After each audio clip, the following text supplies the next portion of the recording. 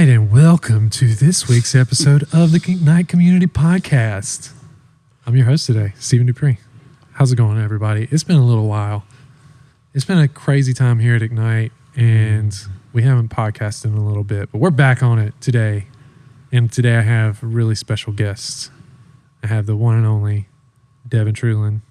Hey. Pastor Dev. P-Dev. P-Dev is what they call me. P-Dev. Yeah. It's very endearing to me. I really cool did not nickname. know what the student was saying to me when they said P-Dev one time, because they said it so fast. And it was like, yeah, P-Dev said that. I met with P-Dev. P-Dev. And I was like, what is that? What did you mean with? It's the coolest nickname I've ever had in my life, so it's pretty great. This is actually is the very only great. nickname he's ever had. And It's not true. Speaking of that, our next guest, the one and only Pastor Josh Faulkner. Pastor Josh. People just call me Pastor Josh. I know. Sounds like you're bitter. A little bit. No, I'm not. I think you want the men to hear call you his by a voice. fun name. I think P. Joe doesn't flow. Doesn't exactly have the same ring to It it. sounds like a different person. Yeah. P. Joe. P-Joe. And last but not least, we have the one and only Pastor Jake Lurkey. Yep. You can make a lot of nicknames in my last name. Lurkey Turkey. Lurkey Turkey. The Jerky. Lurkness monster. The Lurkness The Monster. Lurkness Monster, that's my favorite. I thought It it has was really stuck. That great. was P. Joe over here. Still doesn't work. So, What do they call you, Steven? I don't know. Big arms. Wow. You guys and your making fun of me by complimenting me. We had to start bringing metal forks to the office because they wouldn't work. You know, some big, strong hands.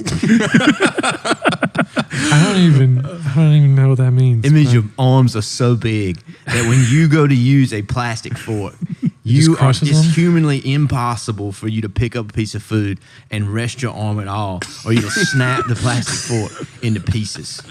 Well, before we derail too far, let's get on track here. As your host, that's what my job is. I'm just going to keep us on track here. This is a fun topic today. We are going to talk, as you saw probably when you clicked on the video, about cussing in the church. Cussing in church?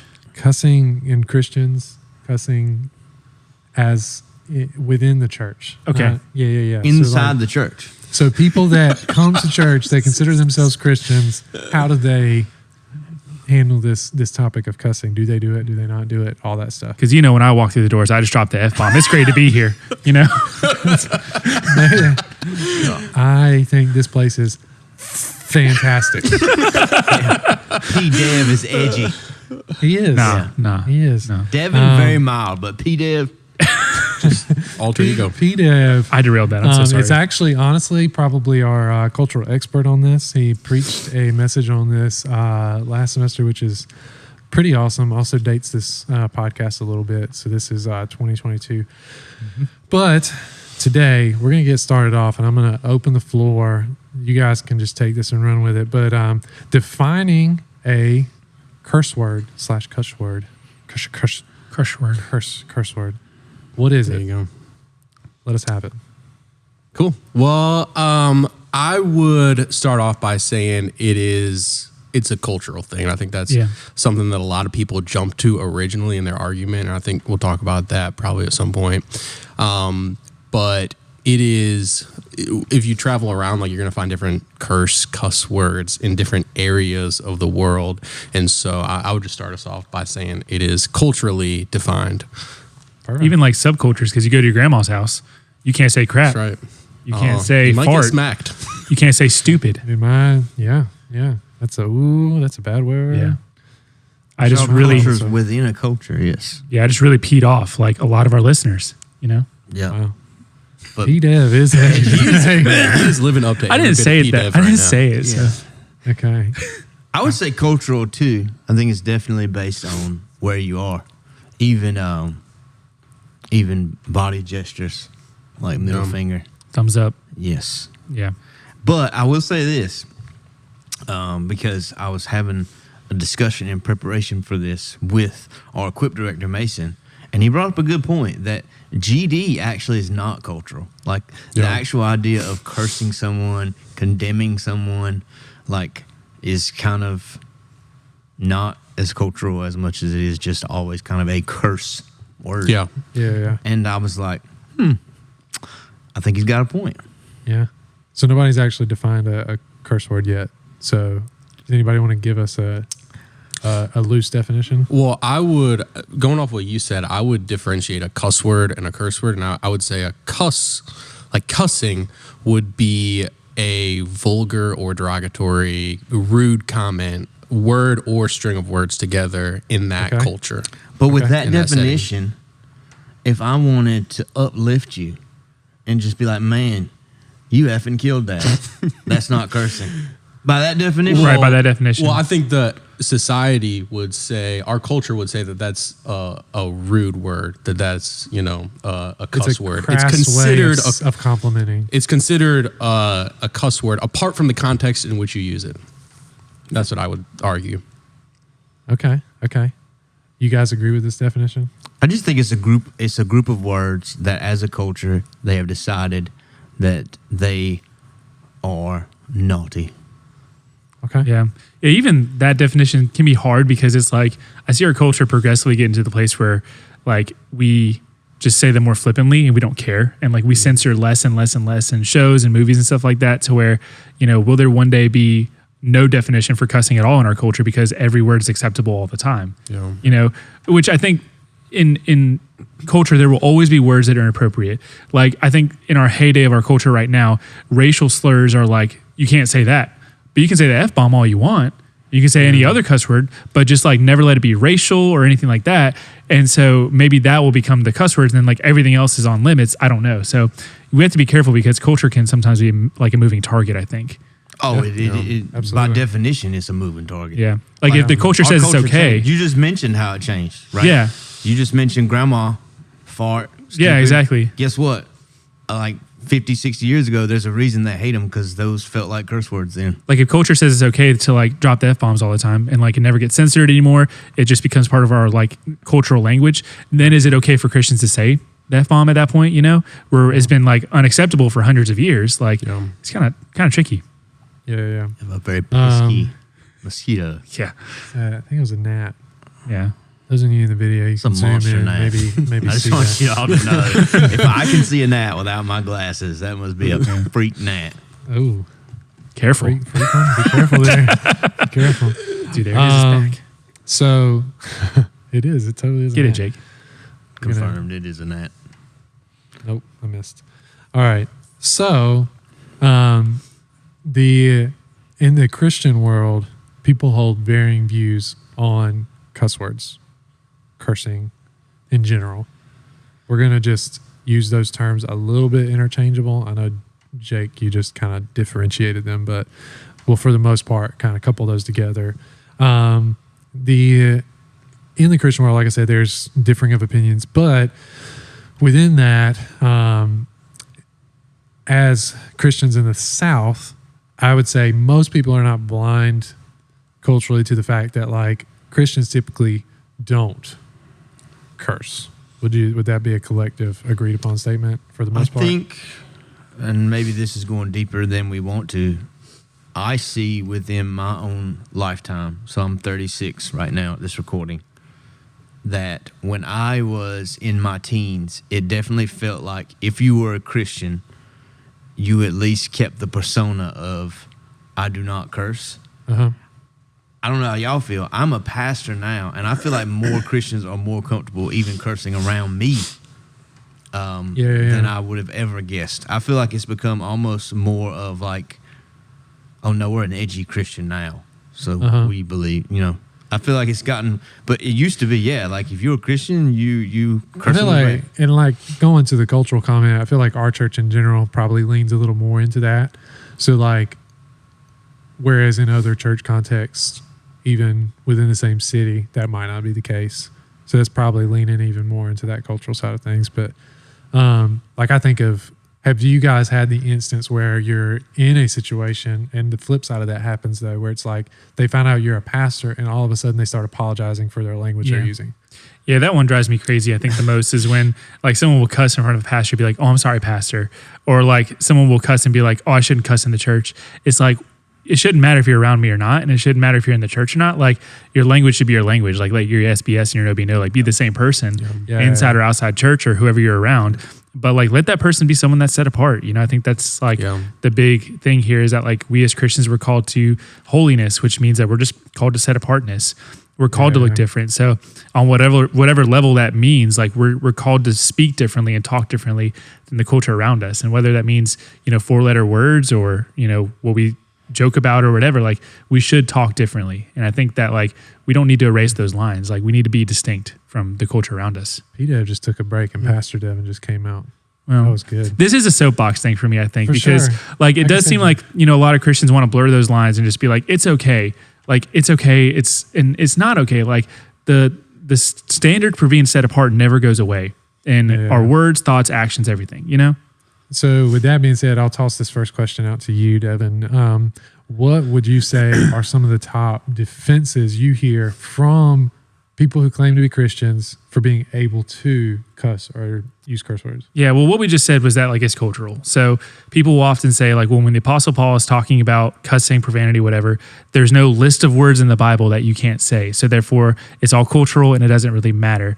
And then another one is like, it depends on who you're around, which there's validity to that and there's logic to that. Like it does depend who you're around in the audience and your witness really matters there. But like even just being alone and uttering words that you shouldn't say culturally, like I think that's still the heart posture of like erasing those lines that God has drawn for us as Christians. And I don't think that's a good thing. Yeah. What about you guys? Yeah. I would say that a lot of that comes from Christians not having a great argument or I guess defense against like why we shouldn't cuss. Because one thing that I heard, kind of just a quick side story is, I grew up and I had a Christian role model in my life who cussed all the time and said, it's not a big deal to cuss. And I think someone eventually called him out and he took the stance that, well, you shouldn't cuss when you're around non-Christians because it hinders your testimony. And I think that that's what people have rested on a lot. And that's what I hear a lot of people say is, hey, don't cuss around people who aren't Christians because that hinders your testimony. But if you're around Christians, that's totally fine. Sure. But I love what you said that it's not ultimately just about your witness. It's about you living set apart. And more than anything, I think one thing that we're probably going to talk about a lot is that it's an issue of the heart more than anything else. That's what Scripture tells us over and over again, that our words aren't just empty words, but they come from somewhere. I think one of the most interesting ones, and I'd be interested to hear y'all's take, is almost that exact opposite, which just so people know, I don't even know if we asked this, but like I'm no cursing. I'm a big believer in set apart, and like I think that especially as pastors or people of God, like we should have God honoring words, and everybody knows I like to joke and stuff too, but there's a level. But I've heard some people say that, well, it can be a witness so that people know that, I'm like them. I'm not, I use the words they use, but I believe in Jesus, and I'm more relatable. Yeah. That's a good heart. It's just not correct. That's a really good heart, I think. Yeah. Yeah. It is interesting with those lines. Like, I actually relate this to, and we've had podcasts on lying and other things of where, that moving target of lying, how much is something like cursing a actual line that's crossed or not. And it's weird because defining it as a sin. Yeah. Exactly right. Defining it as a sin, because it is, I do believe it's cultural. But I believe there's always been things that are cultural that are also sinning. Like, I've made reference that in some parts of the country, they have a lot less clothing, or maybe they don't even have proper clothing like we have, and that would come off as very immodest here. And I would say that, if one of us were to walk around in our birthday suits, we'd probably be sinning, right? We'd be stumbling others, where culturally there, it's not. They don't view it the same way. But we cannot just remove ourselves from our culture and pretend like it doesn't matter where you are. Like the fact is, people, cursing is cursing because the culture has deemed it, and so we're meant to be above reproach, beyond reproach. And you bring reproach upon God's name when you're using unclean language. That's why we'll get to the scriptures later, but Yeah. That's great. So overall, like, you guys have referenced a couple of different scriptures, and the kind of hit some of your opinions and stuff on it. I do want to reference a few scriptures because I think it's always important to pull in the Bible and stuff, and then just get you guys to comment on these, and kind of like you were getting at, Jake, a little bit. Just talk about, like, what is this really getting at? The first one we have is Ephesians 4:29. It says, "Let no corrupting talk come out of your mouths, but only such as is good for building up, as fits the occasion, that it may give grace to those who hear." Then you have Colossians 3:8, "But now you must put them all away, anger, wrath, malice, slander, and obscene talk from your mouth." You have Matthew 15:11, where Jesus is talking. He says, "It's not what goes into the mouth that defiles a person, but what comes out of the mouth. That is what defiles a person." Matthew 12:36. Also, Jesus, "I tell you, on the day of judgment, people will give an account for every careless word they speak." That one's probably the scariest one to me. Then we got Ephesians 5:4. "Let there be no filthiness, nor foolish talk, nor crude joking, which are out of place, but instead let there be thanksgiving." So, Jake, you referenced this thing of, like, the cursing being more about your heart, and it's almost less about what you're even saying. So, like, expand on that idea and concept. Yeah, I mean, I would say that when I run into people who curse a lot, I, especially like my non-believer friends, a lot of times, like, they're really angry people. And a lot of that language comes out of anger and comes out of strong emotions. And, I think that helps solidify the point, really, that those words, they're coming out of somewhere more than just their mouth, right? That it's coming out of a deeper place, that, like, in their heart, they're angry in their heart. And that's ultimately where a lot of that language is coming from. And, so I think that we as Christians have to take a long, hard look. If cussing is something that we're struggling with, why are we struggling with this? Is it something down in our heart? Is it something that we're really wrestling with that's causing this language to come out? Yeah. Other thoughts on that? I mean, I'll just elaborate, I guess, more on what I said earlier. Is just that the hardest one to me is, like, if you were in a culture where, if you were on, like, one of those fishing ships and everybody cursed, and, like, could you cursing actually, like, open up doors? I don't know. Like, if that's the heart, I don't know if I could make a definitive argument that, like, you are sinning, right? Because I do find it to be a cultural issue. But could you, in that context, not do it and still be so, effective? So that would be the strong. That was going to be my question. Is when I think of heart, I think of, okay, well, you're saying why you do this. Like, is your heart really that by using these words, I genuinely believe I'm opening up doors that otherwise would be shut? And then you have to ask yourself, okay, well, is it worth the doors that I'm closing, right? Is it worth the doors that you're shutting? Because it's not always just opening up doors. You can also be closing others, people that will not listen to you. And I want to recognize that the church makes those decisions all the time, right? We, on style of worship and other things, we're opening up doors and closing others. So I don't want to, say that all that isn't cultural as well. But a lot of times I think we get into these hypotheticals, and the majority of people who use harsh language are doing it as more of, like, I'm going to be just more, I want to be a little more like this world that I'm living in. I want to be a little more like the people. And so I've always noticed that as time passes, Christians tend to be just a little bit higher up than the culture water. And as the culture water rises, we tend to rise with it. So by that I mean, as people become more and more, I think, less about God or more and more risque in language, clothes, other things, we tend to be just a little bit better than them. Whereas the standard that was set 50 years ago, well, the Christian standard now is way below that standard. We tend to be just a little better than the time. I do think Devin makes a good point when it's like, how far will we let that line go? Like, how far will we let it stretch out?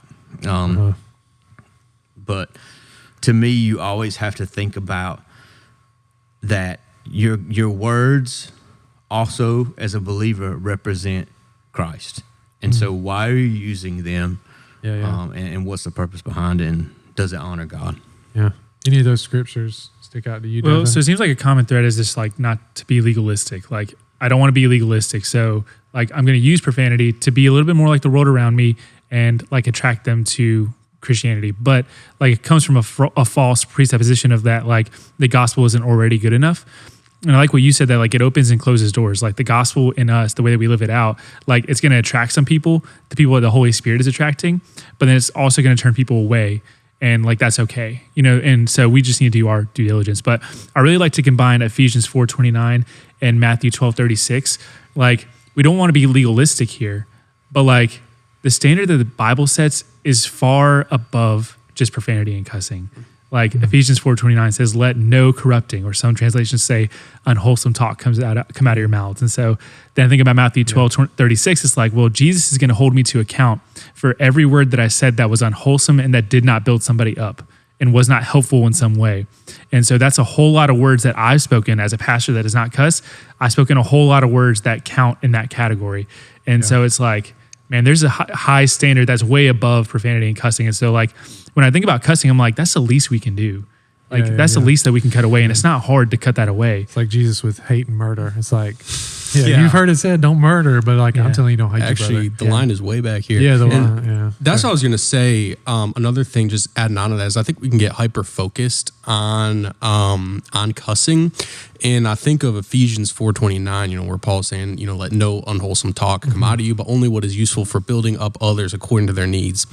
And this idea that our words, they really create things, and even, even in the beginning, like God created the heavens and the earth with words, and the words that we speak today, they have power to create. And so, if I'm like Devin, life and death, and you're ugly. That creates something. Devin, I think you're beautiful, by the way. But I can't tell which one you thought was true. What? Somewhere in the middle, you find him to be average. It's like, no, Devin's a Great example, Devin's Jake. a beautiful man, but. When we say those things, like that creates something in you. You totally lost. You got derailed from your point that you were making. I got a little derailed, but Start back where you said Devin's the beautiful man that you had. Anyways, our For words. our Office fans, can you take me back to where this digression began? Oh my God, That's what she said. I don't follow. Steven's the big Office fan here. Yeah, sorry. He can quote any episode. You quote lines of The Office sometimes that I don't know is from The Office because you're so deep. And I into The consider Office. myself an Office fan. Yeah. Well, for you So- hardcore fans out there, that was for you. Sorry. We're getting back on track here. Anyways, our words, they create things. Yeah. And so I think the heart of it is like, we want to say cussing, but it's like, well, how often do you say something, small that's not creating something positive in someone? And that's the heart of what Paul is saying is like, let your words be building up others. Let them be creating positive things in others. And when I think about my language, like I want Devin and Steven and Josh and other people around me to have this idea that, man, like my life is better, my thoughts are better, and my, what I think about myself is better because of the words that Jake has spoken. Absolutely. Well, on that track, I'm going to jump around questions a little bit. So this brings up the topic of Christian cuss words. So I'm not necessarily cussing, but I think this falls into what you were saying. It's like, what about when I say, and I'm going to say these, some people might think they're cuss words. Just follow the train of thought. What if I say, dang it, instead of the alternative? What if I say, heck no, instead of the alternative? Like, let's open that can of worms. Yeah. Where you guys sit with those? I'll start with that because I think it's a good thing. I think Christian cuss words and Christian replacement words are good. And here's like a story that illustrates that. I play hockey, and like I don't know where everyone stands with the Lord, but like, you know, I'm one of the few that are saved in that room and that go to church and that sort of thing. So like I'm playing hockey and stuff happens and I use Christian cuss words all the time. I say, dang it, or oh my gosh, or something like that, whatever. And this one time, like something happened on the ice. I guess I like whiffed on a puck or something and missed it. Sounds right. And like, and I'm by my bench and like I just whiff or whatever. And then like I say, dang it. And I say it loudly, whatever. And then like the guys on the bench just kind of make fun of me for it. And, you know, they're just jeering at me. But like in that moment, I think they're making fun of me because it's like nobody in culture does that. Yeah. Like everybody else on the ice, they mess up and it's a whole slew of other words, right? Yeah. And it's like, but then they're seeing that I'm using a replacement word and it's like, that's kind of cheesy, that's corny to them, but it's like, but at least they notice that I'm different, you know? Yeah. And so I think that's the good thing about Christian replacement words is that like they highlight a difference in you that you're not willing to use actual words like that instead you use like these lighter words that are like kind of kiddie in nature, but it shows a difference. And I think that's important. Uh-huh. I think, go ahead. No, I was just gonna say, I tend to agree with you. Mm-hmm. It's interesting because our son, at the time of this, my oldest son's 6, youngest 3 months, and so this is a time where words are. To be honest, some kids his age, even at 6, are using bad language. Right? Yeah. That's a whole nother podcast. But when it comes to replacement words, I tend to think they're okay.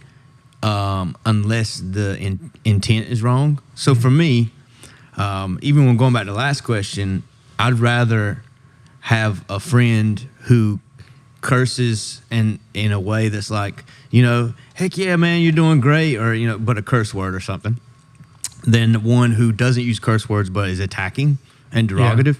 Yeah. Uh-huh. So if you're using it as an exclamation of like, I messed up, like you said, the hockey thing, then I'm thinking of Landon like, yeah, I'm okay with that. If he is pointing even his Christian curse words towards someone else, like, you know, you're a freaking idiot or something, you know, saying things like that, then no, I have a huge problem with that. That's where, for me, it is like the cultural intent of something being a curse word is like you mentioned it when you were defining cursing, is like you're using it against someone, you're bringing someone down. It's like that heart can't be there no matter what kind of language you're using, and that to me is the most important thing. If Landon is using, and who knows in our lifetime what'll be the curse words, will there be new ones, what replacement words there'll be. Some of these times I tend to think like, if you know something's wrong, don't do it. Sometimes some feel worse than others, and I know that's not really great for a podcast to say your gut, but the truth is it's like you're coming a little close to saying the real word. Like, let's not put ourselves in that light. Not push it as far as we can. Let's not, it doesn't feel right, but I tend to think the intent matters a lot. I think that circles back to the question earlier of like what defines a curse word. And like, one thing that Christians often use as an argument in light of being able to use cuss words is like, if you're not cursing someone directly, then you're fine. And I think that's the context of like James 3, where in the context of James 3, when it's talking about words, it says like out of the same mouth should not come blessing and cursing.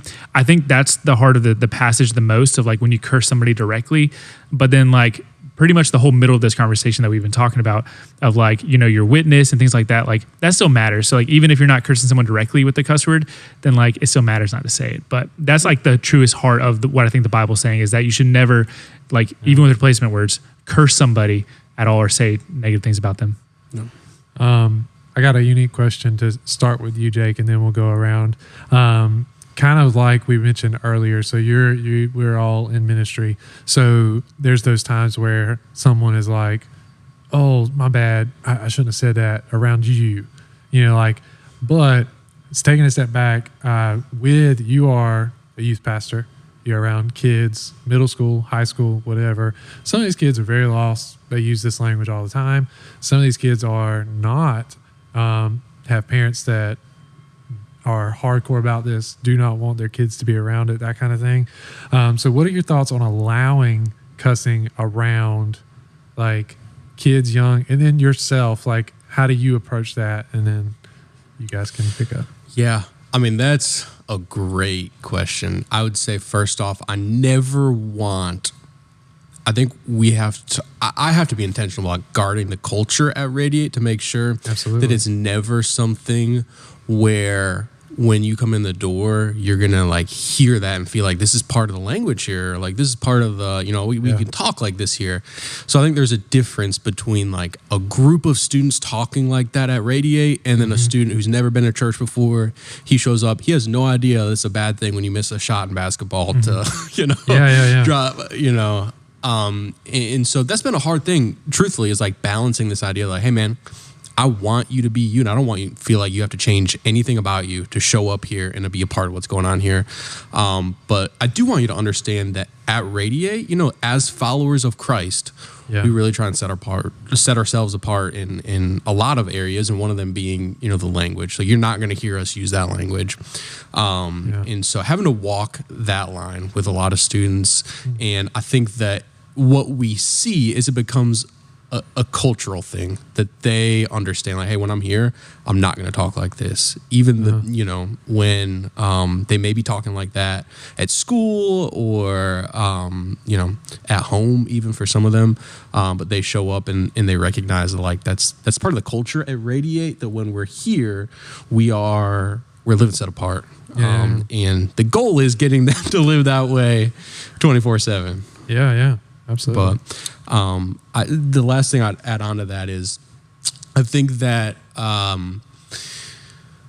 we can overprotect in a way, I think, and this is coming from someone who's not a parent. But man, I played hockey just like Devin, and I played sports, and I was in locker rooms, and there's a lot of not great talk. And so to think that our students aren't going to encounter that, to have this mindset that, like, you can't cuss at Radiate because this student over here just heard you say that, it's like a little far crossing the line, in my opinion. I think that we have to do a good job of, like I said, like making sure that we have a culture that is set apart at Radiate, but also recognizing that, like, students are going to hear this, and students are going to be exposed to this at some point or another. Yeah, we're and again with our oldest, we're going through that, I think, now of, we went to the pool 2 weeks ago, and we're at an apartment, and guess what? At the apartment pool, you get people that are out there having a good time. They don't care if kids are around, and they'll say bad words. I don't feel the necessary calling to remove Landon from that situation currently, because it is like an opportunity. He's asked me before, not from the pool, but from school, of like, hey, Dad, what's this word mean? And I think the last thing I do is going to yell at him, right? But especially if he doesn't know what it means, I'll say, hey, man, this is what this means, and this is why we don't use that. I'm a big believer in explaining. Now, there are times where, through different gatherings or stuff, the people that are around are cursing, and there are people that were with, maybe people at a game. Not everybody feels the same way about cursing, and I will actually try to get him out of that situation, because I don't want him to think that, like, oh, this is something Daddy is okay with. Does that make sense? Like, I don't want to shelter him from hearing it, because I think he's going to hear it, but I also don't want him to ever think like, oh, this is something Dad condones. Does that? Yeah. 100%. It's a great perspective, because I know, like, there's parents that listen, to the podcast and stuff. So, like, to hear, that take is valuable. Yeah, I value the times that he comes to me and we can have those moments of just recently he was, joking around, because he's like, yeah, my friend at school was giving the finger, and people were telling, he had no idea what the middle finger meant. Yeah. And so I was trying to figure out how to explain to him what it means, without like using bad language myself or giving him another word to think about. And it's really interesting, but I'm glad that I get to have those conversations with him. And then there is a level of trying, there's a huge balance, and I'm not saying anybody to like how they should do it, because it's not perfect, but there's a balance between being in the world and part of the world. Does that make sense? And so I don't think you can shelter someone that, like, hey, you're not living in this real world. Well, guess what? This is the world we live in, and we're called to reach it. but we're also not part of it. Like, this is not our eternal. Yeah, And so yeah. trying to find that balance with Landon is what I'm trying to do. Of like, I know he's going to hear all kinds of words. Like Jake said, you know, when I was younger, I was part of it, right? I was not a good kid. Yeah. But balancing that. That's You'll be a great. dad soon. Yeah, I thought that was great, man. Like, I was really listening in there because that's really interesting to me. Like, what do you do when you have a kid?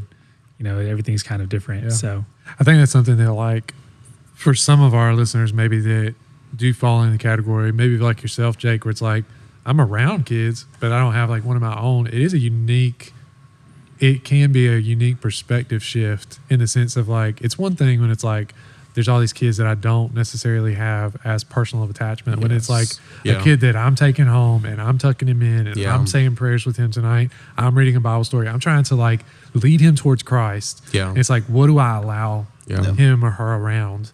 And like, what do I try to protect them from? What do I want them to be exposed to? Yeah. It's a very different perspective. And so like, that is super cool, Josh, for you to share that. And I'll be honest with you, I mean, sometimes it's hard. Like, Yeah. we were at the pool. And I imagine there's times you my get it gut- wrong, you feel like too. You know? my gut reaction is like, these people are foul. I need to remove Landon. But there's also times where they're talking to us, and it's like what Devin said, I almost get to be this different kind of figure. And I don't know, like maybe it's I almost feel like I hope Landon sees me as different from them, like this counter, because all he gets is us at home, right? Like, and so it's just it's a balance. Yeah. I think it's probably harder when kids are a little younger than Landon's age. For sure. Whenever they're starting to like repeat words, but you can't necessarily explain it fully. That's probably like the hardest stage.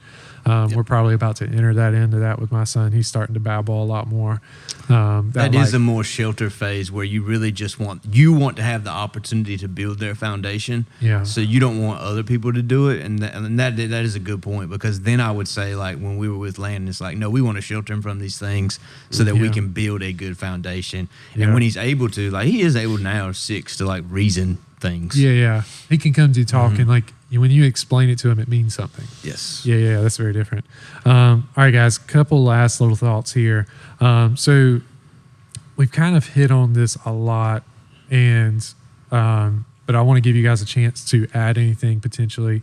But when it comes to cussing in general, like for the Christians that maybe are super hardcore and are just like never, ever, ever, but maybe that's a cultural thing that they picked up from somebody behind them, and they don't necessarily think about why. But yeah, what should Christians be most concerned with around the subject of cussing? Like, is this sin thing that like we really need to avoid? Like, should we be more concerned with, you know, getting closer to people, using it as witness opportunities? Like, around this subject, when somebody's coming to them and they're having that conversation, what should they be most concerned with? I think 2 things I would say is the heart of the issue. Like, where is their heart at? I'd say the heart of the issue. And then what are your words building in other people? You know, what are they creating in other people? Because like I said, I do think it's really hypocritical for us to say, hey, we're not going to cuss. We're not going to use these 6 words, but we're going to constantly tear people down with our words, because I think that's the heart of a lot of the scriptures that we talked about today. And so just monitoring our language as a whole, I think that's something we do really poorly at. Like I said, we hyper-focus on a couple of words in our culture, but we don't take a greater look at like, what are our words accomplishing? Are they giving life, or are they taking away life? Yeah, that's great. Any other thoughts? I mean, to us around the table, like we have to be careful that our heart doesn't become legalistic and it doesn't miss people, you know, because we all take the stand of like cussing is wrong, cussing is against God's heart. And so maintaining set apartness and desiring that for others while not becoming judgmental and hypocritical and all those different things. The heart of the person that says, you know, I want to try to cuss so that I can reach people, like, hey, that's a great heart. But like I said, it's just incorrect. So just need to kind of correct that thinking.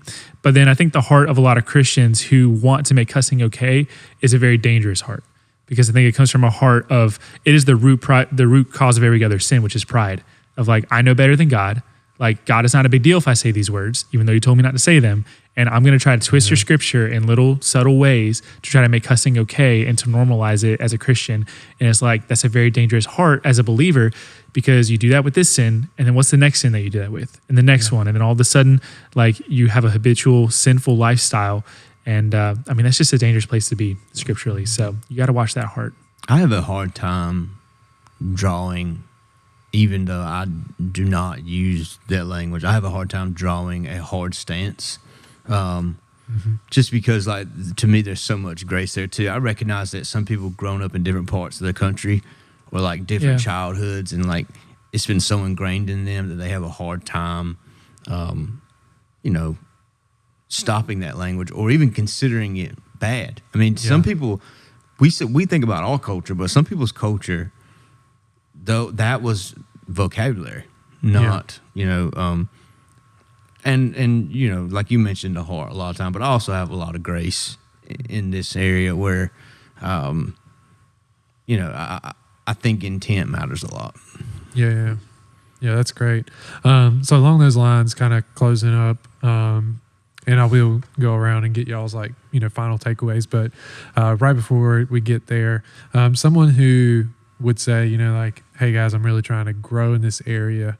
Guy, girl. Maybe they're recently saved, trying to take holiness serious, trying to be set apart, and trying to reach their friends. And it's like, I'm really struggling because this was so ingrained, such a part of my upbringing, such a big, it was never wrong, that kind of thing. What would you guys say to someone who has a desire potentially to stop this, but is just struggling from that sense? What would you guys say to them? Yeah, biggest thing is that your words are your outputs. So you're outputting your words. And so like if you are struggling to really cut that sin out, then it's like check your inputs. Because if it is your family, like your family dynamic, then maybe have a conversation with your family about your faith that you've recently discovered, and like you would desire for them to stop using profanity around you to help you to stop using it. Or your community, like maybe you need to change your community and change your friend groups. Definitely maybe it's the things that you watch and things that you listen to.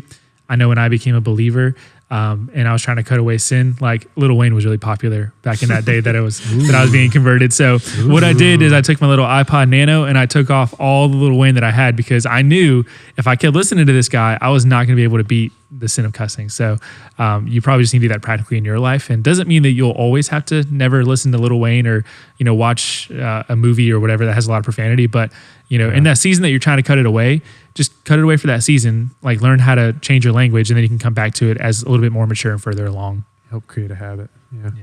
It's good. I mean, that might be the only answer, but what do you guys have any other thoughts? No, I mean, just for me, a lot of it is recognizing, what is going on. So, I mentioned people, if they know me or have ever met me or heard me preach, like 20-something years not being a Christian, I certainly would use foul language like no big deal. It was part of my vocabulary. So what I would say is, first off, is that you can do it.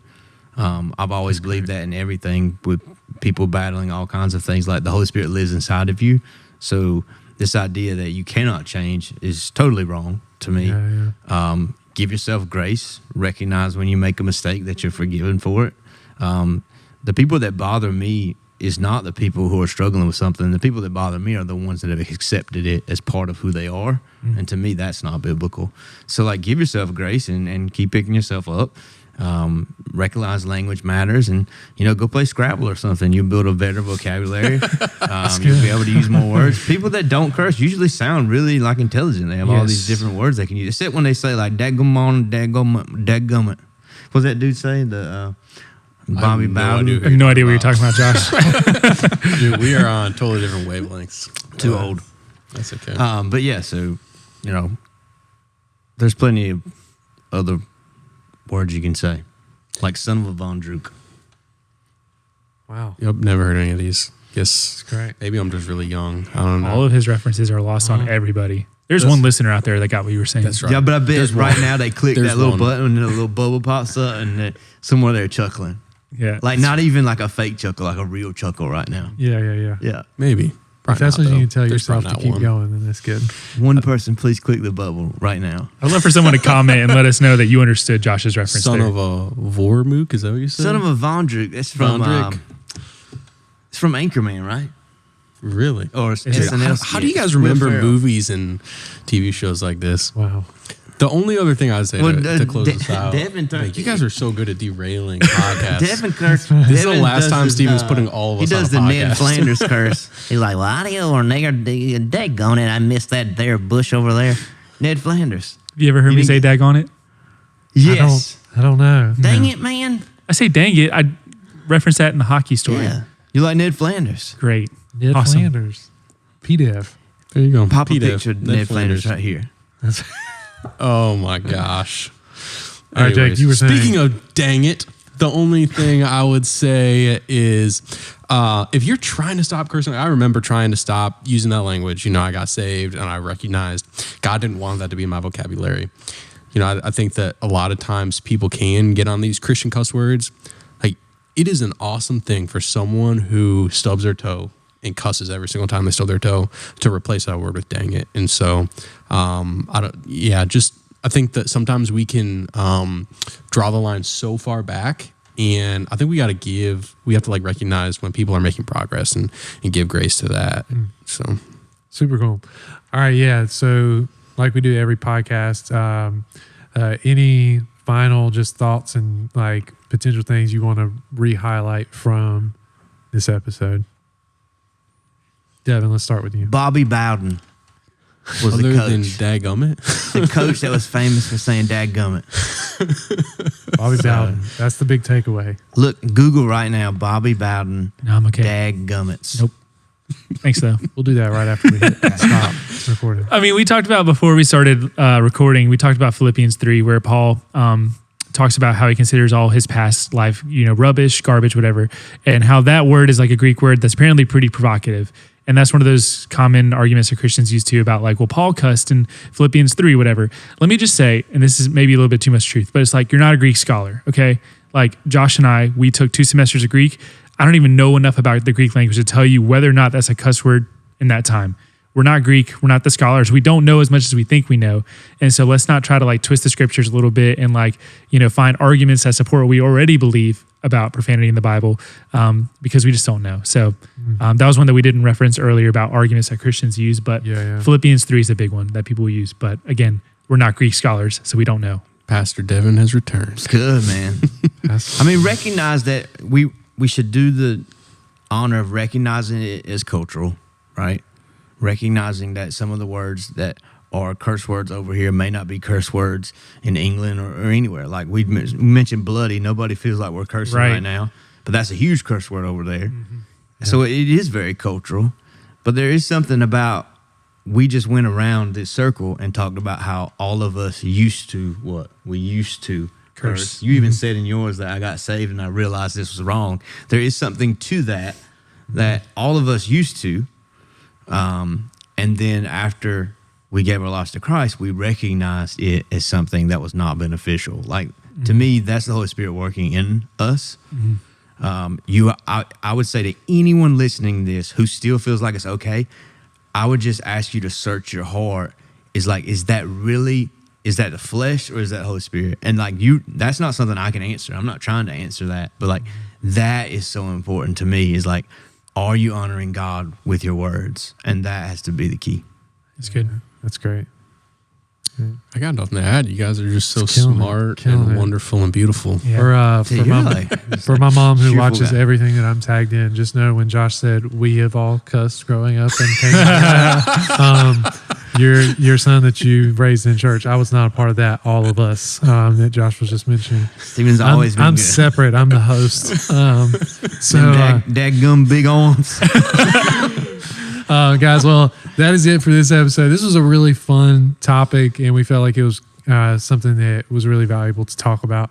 So if you got some comments, concerns, questions for us, we would love to know those. You can email us those at podcast@ignitechurch.com, or if you're watching this maybe on YouTube or Facebook, you can comment below, let us know. Feel free, you like our podcast, rate it, Do it. Just give us 5 stars on Apple Podcasts or Spotify, wherever you If you're like. going to give us less than 5 stars, don't rate it. I like how you just went cross-eyed and looked at the mic when you said that. But yeah, we would love to get some great feedback from you guys.